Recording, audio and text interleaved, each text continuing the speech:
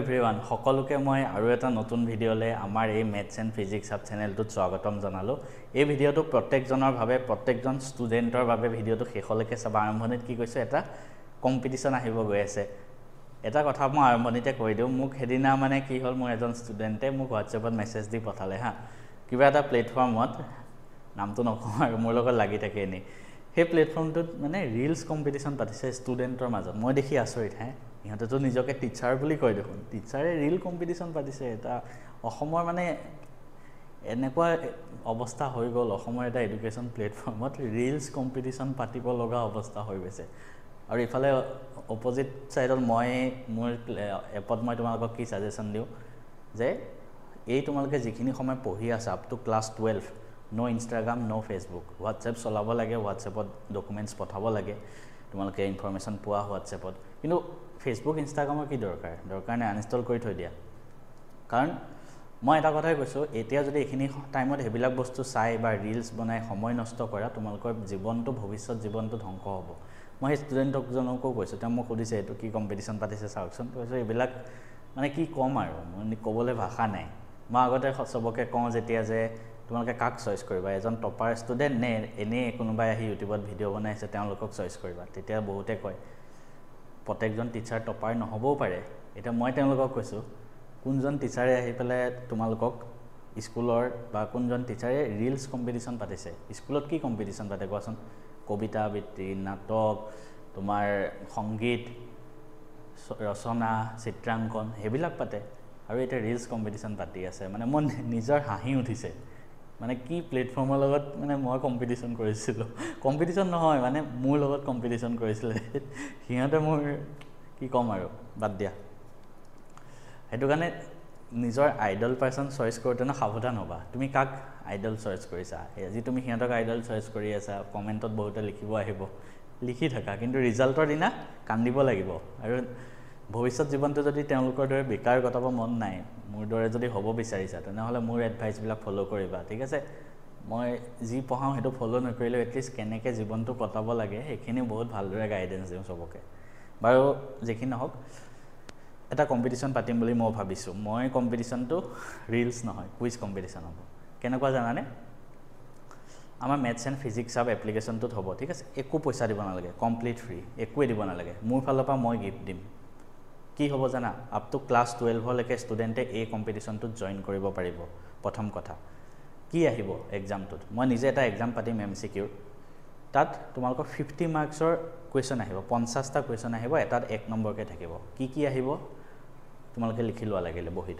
50টা কুৱেশ্যনৰ ভিতৰত 25টা question GK আহিব। 25টা কি আহিব? GK মানে জেনেৰেল নলেজ, সাধাৰণ জ্ঞান, ঠিক আছে? সেইটো আমি ছাইডত থ'লোঁ। বাকী 25টা কি আহিব? ভালকৈ মনত ৰাখি ল'বা। বাকী 25টাৰ ভিতৰত 5টা কুৱেশ্যন আহিব তোমালোকৰ ইংলিছৰ, 10টা কুৱেশ্যন আহিব মেথছৰ, 10টা কুৱেশ্যন আহিব তোমালোকৰ ৰিজনিঙৰ। ৰিজনিং মানে পাজল টাইপ কুৱেশ্যন, ঠিক আছে? তো কি হ'ল? 25টা GK, 5টা ইংলিছ, 10টা মেথছ, 10টা ৰিজনিং, টোটেল 50 কুৱেশ্যন, 50টা MCQ তোমালোকৰ কিমান হ'ল? 50 নম্বৰ হ'ল। এতিয়া সেই 25টা যে GK, মই 25টা GK ক'লোঁ, তাৰ ভিতৰত কেইটামান কাৰেণ্ট এফেয়াৰ্ছ আহিব, কেইটামান ষ্টেটিক আহিব। কাৰেণ্ট এফেয়াৰ্ছ মানে বৰ্তমান সময়ত কি নিউজত চলি আছে সেনেকুৱা, আৰু আধা কাৰেণ্ট এফেয়াৰ্ছ, আধা তোমাৰ ষ্টেটিক পাৰ্ট, মানে কমন বস্তু। আৰু ইমানো টান প্ৰশ্ন নাহে একে APSC লেভেলৰ প্ৰশ্ন নাহে, একে সহজ বস্তু। আপ টু ক্লাছ 10 লেভেলৰ বস্তু আহিব। মই হিন্দী দিছোঁ, ক্লাছ 10 লেভেলৰ বস্তু আহিব। মেথছটো ক্লাছ 10 লেভেলৰে হ'ব, ইমানো টান নিদিওঁ। ইংলিছ গ্ৰামাৰ দিম MCQ। বাকী ৰিজনিং একেবাৰে সহজ, ঠিক আছে? একেবাৰে সহজ, coding, decoding, alpha numeric series, সেনেকুৱা টাইপ টপিকবিলাক, ক্লক, তোমালোকৰ ব্ৰেইন লগোৱা কুৱেশ্যন হ'ব। টোটেল 50টা কুৱেশ্যন। টোটেল 50টা কুৱেশ্যনত মই টাইম দিম, মনত ৰাখিবা, টাইম দিম মই 25 মিনিট। বহুত টাইম দিব পাৰিলোঁ হয়, বাট যিহেতু মই চইচ কৰিব লাগিব, টাইম হ'ব 25 মিনিট। 50টা কুৱেশ্যন, 50 কুৱেশ্যন, 50 মাৰ্কছ, 25 মিনিটছ। তাৰপিছত কি হ'ব? +1 ভুল হ'লে নিগেটিভ নহয়। ক'ত হ'ব? আমাৰ মেথছ এণ্ড ফিজিক্স হাব এপত হ'ব, ঠিক আছে? কেতিয়া হ'ব? মই যিহেতু এতিয়া গৈ আছোঁ কলকাতা, গতিকে এইকেইদিন মই সময় নাপাম, 15 দিন অহা। তো মই কলকাতাৰ পৰা অহাৰ লগে লগে তোমালোকৰ এক্সামটো হ'ব।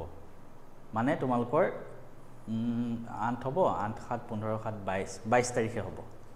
তোমালোকৰ এক্সামটো 22 তাৰিখে হ'ব 22 জুন দেওবাৰ তাৰিখে দেওবাৰ 22 তাৰিখে এক্সামটো হ'ব টাইম টেবুল আৰু এক্সামৰ টাইম এণ্ড এক্সামটোৰ লিংক আমাৰ হোৱাটছএপ চেনেলটোত মই শ্বেয়াৰ কৰি দিম হোৱাটছএপত এটা চেনেল আছে ডেছক্ৰিপশ্যনত লিংক দি থৈ দিম চেনেলটো জইন হৈ লোৱা সেকেন্ড কথা আমাৰ মেথছ এণ্ড ফিজিক্স সাব এপটোত আগতীয়াকৈ ৰেজিষ্টাৰ কৰি থোৱা তেতিয়া এক্সাম টাইমত জাষ্ট এক্সাম দিলেই হ'ল 25 মিনিট সময় হ'ব কোনে দিব পাৰিব ক্লাছ 1 পৰা ক্লাছ 12 লৈকে যোনেই নহওক কোনবা যদি হাই সেকেন্ডাৰী সেকেন্ড ইয়াৰত পঢ়ি আছে তেওঁ দিব পাৰিব ফাৰ্ষ্ট ইয়াৰত যদি আছে তেওঁ দিব পাৰিব 10ত যদি আছে তেওঁ দিব পাৰিব 9ত 8ত যতেই নাথাকক এটা ক্লাছ 12 এক্সাম পাছ কৰা গেটাই ক'ব আমাক কিয় চান্স দিয়া নাই ঠিক আছে এই বছৰ যদি কোনোবাই ক্লাছ 12 পাছ কৰিছে সিহঁতেও দিব পাৰিব অকল এই বছৰ হে এই বছৰ পাছ কৰা হ'ব লাগিব গতিকে তেওঁলোক সবে দিব পাৰিব আৰু যেতিয়া ৰিজাল্ট দিয়া হ'ব ফাৰ্ষ্ট সেকেন্ড থাৰ্ড বাছা হ'ব মই কিন্তু এনালাইজ কৰিম ফসাই হিস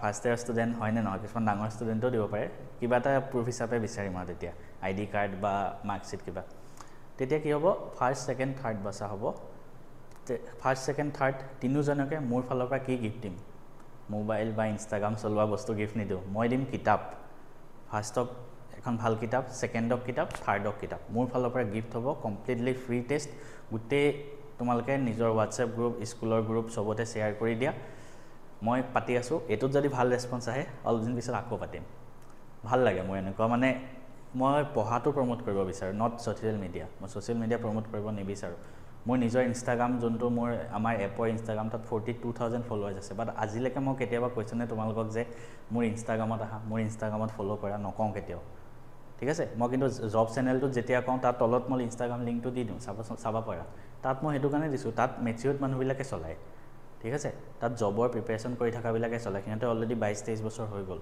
বাট তোমালোক ষ্টুডেন্ট হয় ইনষ্টাগ্ৰাম ফেসবুক আতৰাই দিয়া কোনো মানুহৰ কথা নুশুনিবা কোনো মানুহৰ পাল্লাত নপৰিবা ঠিক আছে বেলেগে ভিউজৰ কাৰণে পপুলাৰিটিৰ কাৰণে জিটি কৰিব পাৰে তোমালোকক ইউজ কৰি আছে আগত বুজি লোৱা কোনে কি ইউজ কৰি আছে ঠিক আছে মই পঢ়াটো প্ৰমোট কৰি আছো কিতাপ দি আছো ঠিক আছে এটোত যদি ভাল ৰেসপন্স আহে আকৌ টেষ্ট পাতিম একো নাই মই মাহটোত 10টা টেষ্ট পাতি 30টা মানুহক কিতাপ বিলাই দিব পাৰো সেইখিনি মোৰ ক্ষমতা আছে ভিডিওটো শ্বেয়াৰ কৰা সবকে জনাই দিয়া টেষ্টটো 22 তাৰিখে হ'ব আৰু চেনেলটো জয়েন কৰি লোৱা তাত সব মই জনাই দিম ঠিক আছে থ্যাংক ইউ সো মাচ